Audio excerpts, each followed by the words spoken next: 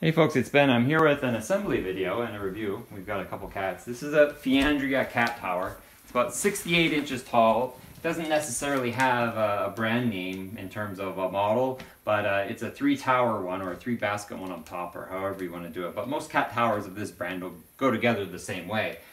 So we ordered it from Amazon.ca, and it comes in this nice box. It's labeled heavy everywhere. It took about 2 days to get here, so that was super convenient. But we're going to go ahead and open the box up and build it for you, so you'll know how. If you have any questions or anything like that, you can ask them too. But sometimes it's always just nice to see one go together before you stick your own together, or if you're even deciding to purchase one for your cats or not. This will be a replacement tower for ours. The thing with cat towers is they're not forever. They wear out. The cats scratch them, the poles get roughed up pretty bad. So count on maybe getting one every 2 or 3 years, depending on how many cats and how angry they are.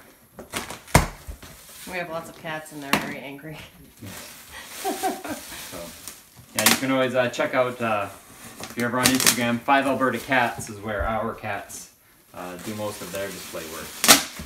Opening the box, for the box opening. We bought the light gray, not the dark gray. Yeah, this is the light gray unit. We've got our instruction manual, which is, fun.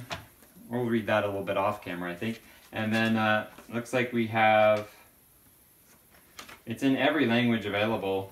Oh, just kind of a brochure as to the company name, so I'm not overly concerned with that. Let's empty the box so we get everything together here. Here we've obviously got a cat hammock, or bowl, or basket, or something like that. Set that off camera a little bit. We've got one of the tops. Can you get out of the way, please? Thanks. And then another cat top. And another cat top. And these have looks like a metal ferrule in there. We've got a bunch of poles, but they're the same and they're all flat with nuts in them. And then we got some scratchy ones, and this one's got some pointy parts, so we got a lot of connections that are going to be going on there.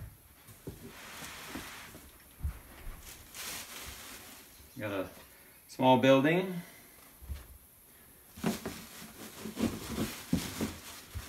A bunch of these sisal scratching posts.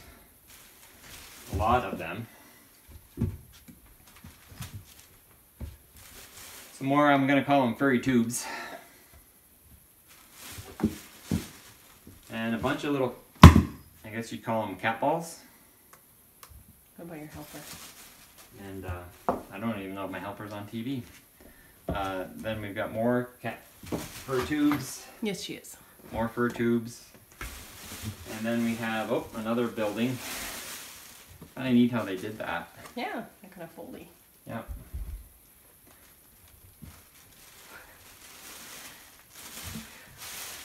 I feel like it already. Now we've got, okay, so inside, oh, nice. So this bag of bolts and stuff that we'll need is actually tethered to the side of the box with a pink string. So that's cool.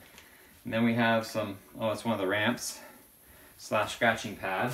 I guess that way if the box got damaged, the bolts couldn't fall out. Right, yeah, you wouldn't lose the bolt bag. And we've got a level of some kind. And then we have, oh wow, it's got the base. It almost looks like it was pre-constructed. One would say, hope it's pre-constructed and not per se used, but it's got the title right there. It doesn't seem used, it smells fresh. No platform.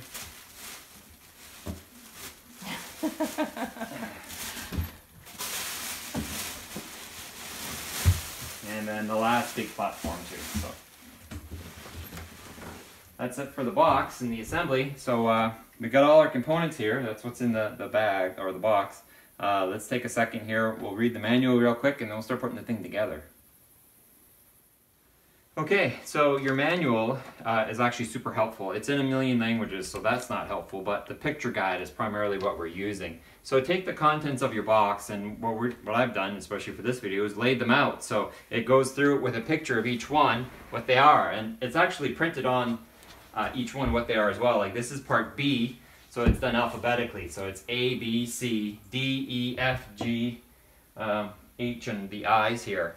The I and the J. So you lay them all out, and that makes it easy. And then the same with the furry poles. They're all labeled too. They have a sticker on them. So this is a P1, There's 4 of those. P2s, there's 3. There's 1 P3, 1 P4, 3 P5s. Are these? No, these are 2 P5s. 2 P5s, a P6, P7s. There's 8 of them actually. And then the hardware itself is also, there's a lot of it, but it's not hard. There's 2 little ones, 2 medium ones, and the rest are large. They're all the same size. It also comes with a little anchor and a sheetrock screw for the support. These weird little studs.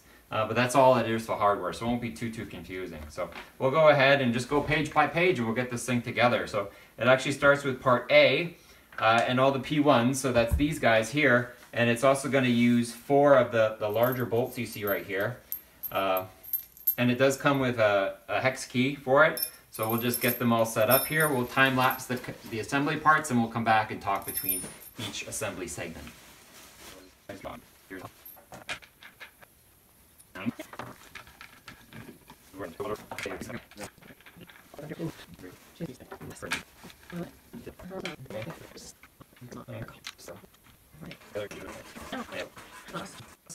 So that's assembly 1. I placed all 4 in the bolts through the bottom, and then you can tighten them in, and then you don't want to crank on these. It's just wood and bolts and plastic, so make it tight but not crazy tight, obviously. And the next step is to take part B, which is this name here, and we're actually going to be taking the littlest screws you can have, so the 2 little guys, and we're going to be connecting the ramp to the bottom of it. So if you look here underneath the bottom, there's 2 holes that are on the long side right here. Apparently it mounts like so.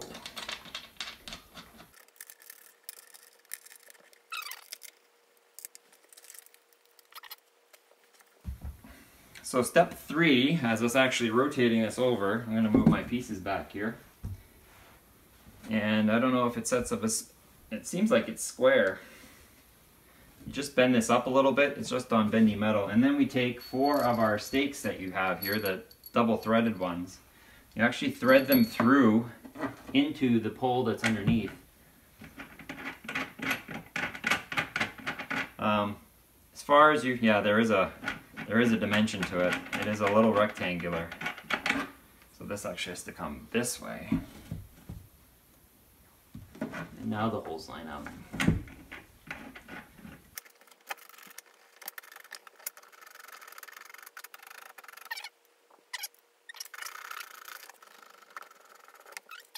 So this next part where we've attached the ramp to, this thing is actually rectangular. It looks square, but it's actually a little bit wider than it is deep. You want to put these studs in the front 2 holes here, as per the instructions, and then you're going to go with 2 regular long bolts in the back. It doesn't say when to stop, so I'm going most of the way and then I'll stop. These back ones obviously will go all the way.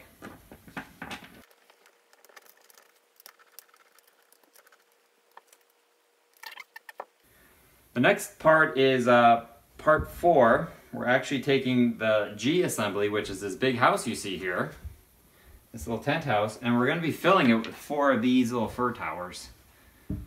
And we're going to be using the W4s on either end. So we've got 4 of these to put in. Each side gets a screw and it becomes just one assembly.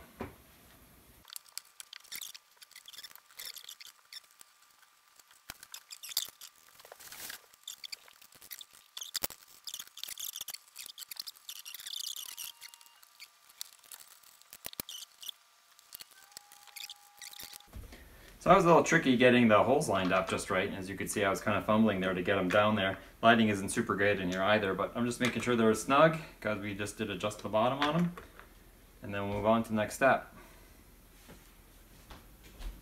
So step number 5 is where we take the house we just built. We take the medium size, not the tiny ones we use for the ramp, but the medium size, one of those. There's actually a hole on the bottom, and there's actually a joining piece on the bottom of this house here.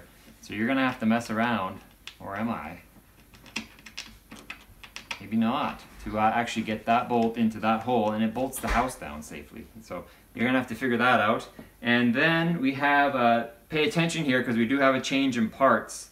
So the one next to the little window is P4, which is this one. So that's going to turn on to that stud that's there.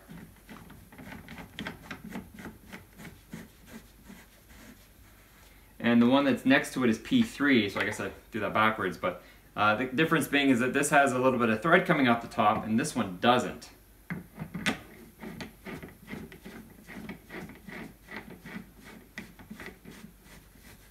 So just be sure to kind of line it up on your instructions, make sure you put them in the right spot here, and then you can watch me suffer as I try to get this into this.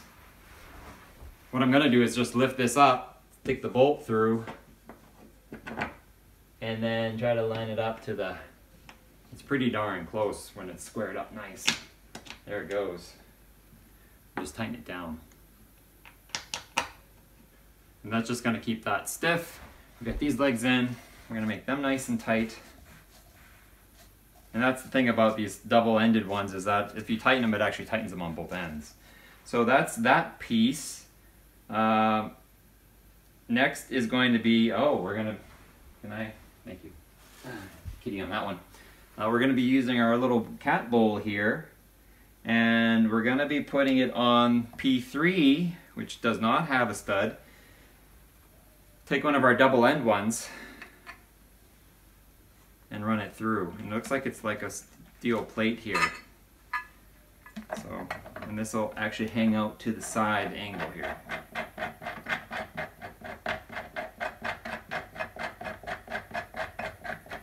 It won't actually be set until we put something on it, but at least the stud's in there. Next up for us, we have the P5, these little short guys. There's one here, and there's one here, and then the P6, of which there's one of, actually goes on top right here. So this will be our little tie down mechanism for that. And then, so P6 is on the alone here. And then we have the little F platform. So it's got an F on the bottom here. That actually finishes its life right here on this little tower. So we'll go ahead, and the only way to put that one on is to spin it on. So you just put that stud in the nuts and get it started to thread. There we go. And it's engineered so that it can spin, so that's brilliant. So that's end of line for that pole.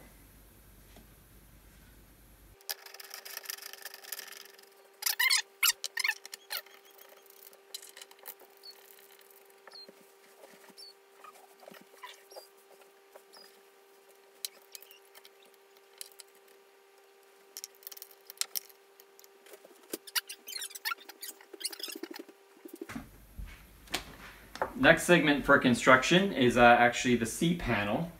It's this large one here with a little cat ball hanging off of it, and we're actually going to be setting it up this way. So where our flat panel is, there's a hole, and then we're going to be using our two of our double threaded connectors, and then a W4 in the back corner here, and then we'll proceed to the next step.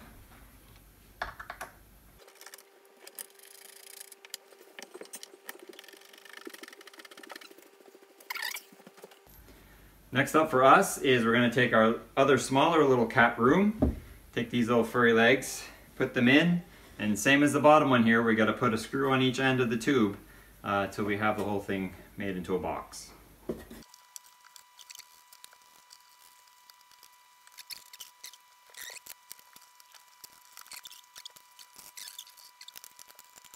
Once you have the little house set up, same as the bottom one, there's a hole here, and there's actually a little nut here that you put the medium size one, the last medium size one, through the bottom and into through the bottom hole here and into the house so it doesn't move around. Now we're getting to the tall parts. So we take our P2 tubes, which are the ones with a thread on one end and not, and we put them in 3 locations. We got the 2 studs that are on the end, and we're going to put a long nut through the middle of this house here.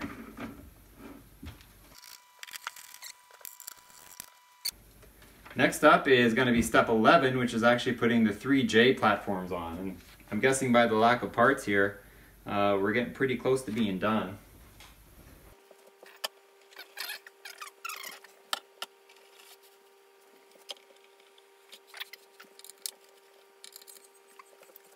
Nice. Now each platform has its own little balls you want to release for the kitties to attack, and then it came with a bunch of extra balls, I'm guessing when these get destroyed by the kitties, you can go ahead and replace them. So that's how you construct it. We'll let you know. We'll do another little video here in a month or two. There is a strap that you use your sheetrock anchor, so when you put it against the wall where you're going to have it and you're worried that the kitties are going to knock it over. I know we have cats going up to 15 pounds, so we'll see how that goes. But Leo here will see how he likes the little kitty houses, and Muscles is already in there. And you've seen Sporty Spice run around too. The other kitties are kind of taking a nap right now. But if you have any questions, go ahead and ask them. They also suggest that you actually use the box that you had and make a little cat house out of it as well by cutting little holes and windows on it and letting your cats play with it. And it even shows you how to make a little, cardboard house. So that's kind of a cute cat part too. You stuck, Leo? But if you have any questions, comments, subscribe to Red Barn Homestead channel, where we typically do assembly videos, or the Five Alberta Cats channel, which we'll also probably put this video on as well, just because they need content. And you guys have a good day. Hey, Leo? Oops. Oh, he's so agile.